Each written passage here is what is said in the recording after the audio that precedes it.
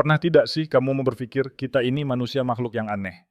Kita rela bayar asuransi mobil mahal-mahal, kita servis motor tiap bulan, ganti oli tepat waktu. Tapi tubuh sendiri seringnya dibiarkan jalan autopilot sampai mogok.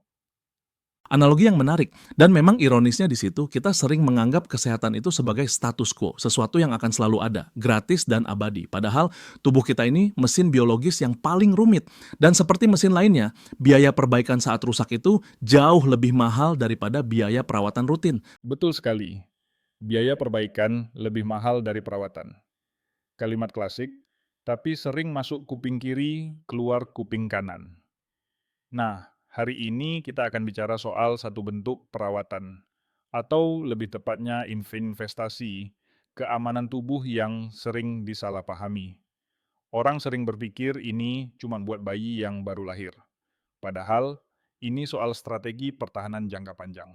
Vaksinasi. Saya tahu arah pembicaraan ini. Dan kamu benar, ada miskonsepsi besar di masyarakat kita. Seolah-olah kalau sudah lulus SD, urusan imunisasi itu selesai. Ah, saya kan sudah besar, sudah kuat.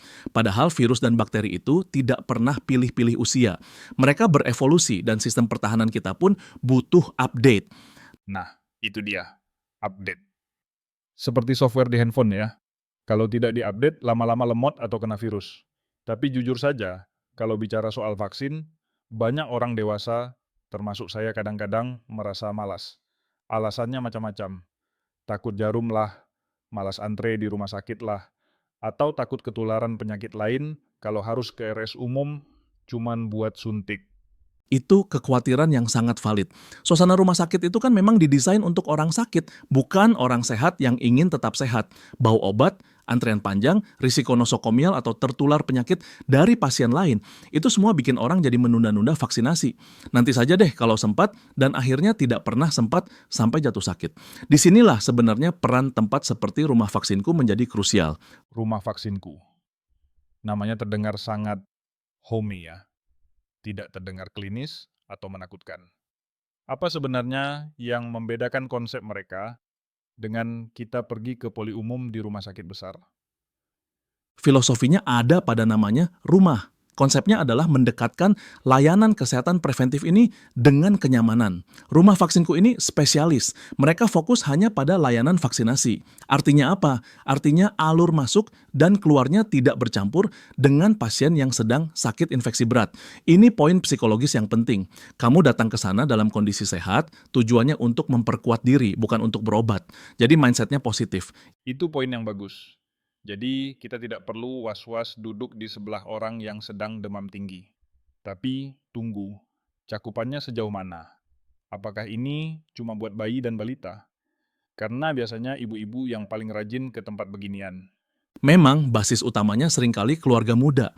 Bayi dan anak-anak memang punya jadwal imunisasi dasar yang ketat, dan rumah vaksinku menyediakan itu semua dengan lengkap.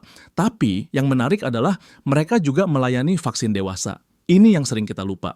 Orang dewasa butuh vaksin influenza setahun sekali, butuh vaksin pneumonia, hepatitis B, atau bahkan HPV untuk pencegahan kanker serviks bagi wanita. Di rumah vaksinku, mereka melayani siklus hidup lengkap, dari bayi, anak, dewasa muda, sampai lansia. Lansia juga? Tentu saja. Justru lansia itu kelompok yang sistem imunnya mulai menurun, mirip seperti bayi. Mereka sangat rentan terkena pneumonia atau flu yang bisa berakibat fatal. Membawa orang tua ke rumah sakit besar yang ramai itu risikonya tinggi dan melelahkan. Membawa mereka ke klinik khusus vaksinasi yang suasananya tenang, prosesnya cepat, dan pelayanannya personal, itu bentuk bakti yang luar biasa loh. Saya jadi membayangkan suasananya. Kalau buat anak-anak, pasti tantangannya beda lagi. Drama tangisan, teriakan orang tua yang panik. Bagaimana sebuah klinik menangani horor kecil ini? Karena kalau pengalaman pertamanya buruk, anak bisa trauma seumur hidup sama dokter. Nah, di situ seninya.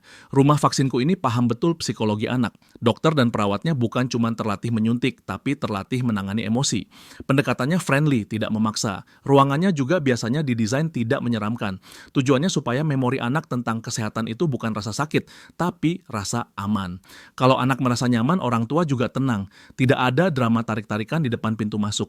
Itu penting banget sih. Saya ingat waktu kecil harus diseret-seret cuman buat suntik cacar. Sampai sekarang kalau lihat jarum masih agak merinding.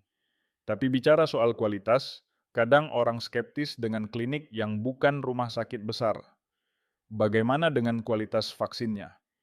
Kita tahu kan, vaksin itu barang sensitif. Harus dingin terus, tidak boleh kena panas sedikit pun. Pertanyaan kritis. Ini soal cold chain atau rantai dingin. Vaksin itu produk biologis, kalau suhunya tidak stabil, efektivitasnya rusak. Rumah vaksinku, karena mereka adalah spesialis, standar pengelolaan cold chain-nya justru sangat ketat. Mereka punya kulkas khusus medis dengan pemantau suhu terus-menerus, bukan kulkas rumah tangga biasa. Dan karena perputaran stoknya cepat, karena memang fokusnya jualan vaksin, kemungkinan vaksin kedaluarsa atau rusak itu sangat minim dibandingkan tempat yang vaksinasinya jarang-jarang. Jadi, justru karena mereka spesialis, kontrol kualitasnya jadi lebih terjamin ya. Masuk akal. Lalu, bagaimana dengan konsultasi? Kadang kita sebagai orang awam bingung. Saya butuh vaksin apa ya di usia segini? Atau anak saya telat imunisasi 2 bulan, harus bagaimana? Apakah kita bisa tanya-tanya dulu atau datang langsung disuntik? Komunikasi adalah kunci di layanan kesehatan modern. Di rumah vaksinku, dokternya akan melakukan screening dulu. Mereka akan melihat riwayat kesehatanmu. Kalau baru untuk anak, mereka akan cek buku KIA atau riwayat imunisasinya. Kalau ada yang terlewat atau catch up immunization, dokter akan menyusun jadwal baru. Jadi tidak asal suntik. Ada edukasinya. Kamu berhak tahu apa yang dimasukkan ke dalam tubuhmu, apa efek sampingnya yang biasanya cuma demam ringan atau pegal, dan apa manfaat jangka panjangnya. Edukasi itu mahal harganya. Seringkali di tempat yang terlalu ramai, dokter tidak punya waktu untuk menjelaskan. Cuma suntik, bayar, pulang. Rasanya di zaman sekarang kita butuh partner kesehatan, bukan sekadar bengkel tubuh. Tepat sekali. Partner kesehatan. Kita hidup di era di mana ancaman penyakit baru terus bermunculan. Mobilitas kita tinggi, kita sering traveling, kita bertemu banyak orang. Vaksinasi itu seperti memasang firewall di laptop kamu sebelum kamu connect ke wifi publik. Kamu tidak tahu virus apa yang beredar, tapi setidaknya kamu punya tameng. Dan rumah vaksinku memfasilitasi pemasangan tameng itu dengan cara yang paling tidak merepotkan. Cara yang paling tidak merepotkan. Ini kata kuncinya buat kaum urban yang sibuk. Kalau prosesnya ribet, pasti kita skip. Tapi kalau ada tempat yang nyaman, bersih, khusus vaksin, melayani seluruh keluarga, rasanya tidak ada alasan lagi untuk menunda. Betul. Dan satu lagi, ini soal cinta. Terdengar klise, tapi coba pikirkan. Kita vaksinasi bukan cuma buat melindungi diri sendiri. Ketika kita vaksin flu atau batuk rejan misalnya, kita sedang melindungi bayi di rumah yang belum bisa divaksin. Kita melindungi orang tua kita yang sudah renta. Ini namanya herd immunity atau kekebalan kelompok dalam skala mikro, yaitu keluarga. Rumah vaksinku membantu menciptakan benteng pertahanan keluarga itu. Wah, perspektif yang dalam.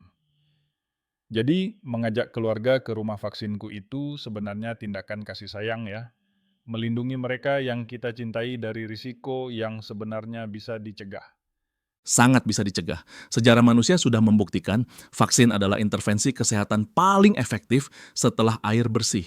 Penyakit-penyakit yang dulu mematikan sekarang jarang terdengar karena vaksin.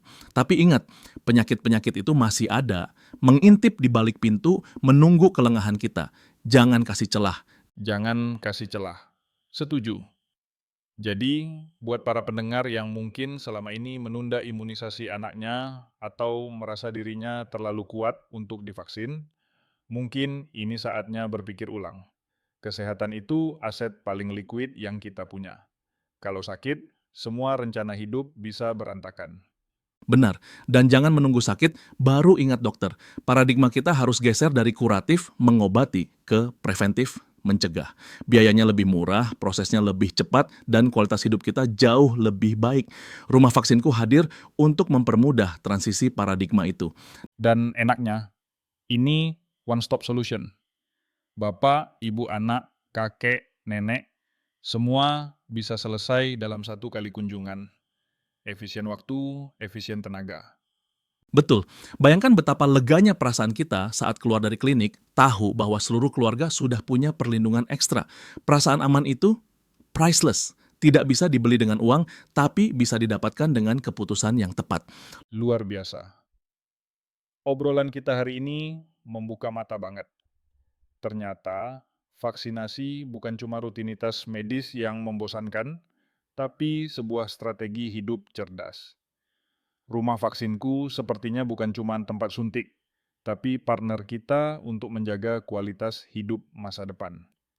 Persis, masa depan itu dibangun hari ini, dan fondasi masa depan yang kuat adalah tubuh yang sehat. Terima kasih banyak untuk insight-nya yang mendalam.